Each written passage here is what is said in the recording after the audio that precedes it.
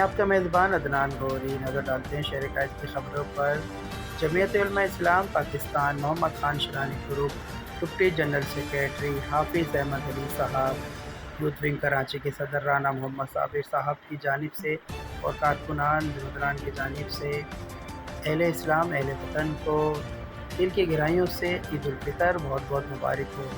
General secretary Hafiz Ahmed علی صاحب اور youth wing Karachi کے صدر رانا محمد صابر صاحب کا یہ عید کے حوالے سے یہ پیغام ہے۔ All agency Sindh police Pakistan army کو ہم پیغام دیتے ہیں کہ جس طرح انہوں نے ہمارے بارڈر سنبھالے ہوئے ہیں، سندھ پولیس نے رمضان المبارک میں اس طرح اپنے فرائض انجام دیے، ہم ان کو خراج تحسین پیش کرتے ہیں۔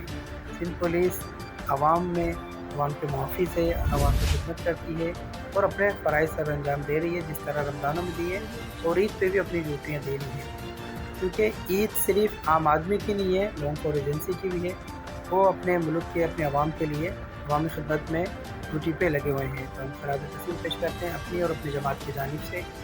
ان کو بھی دل کی گہرائیوں سے عید مبارک۔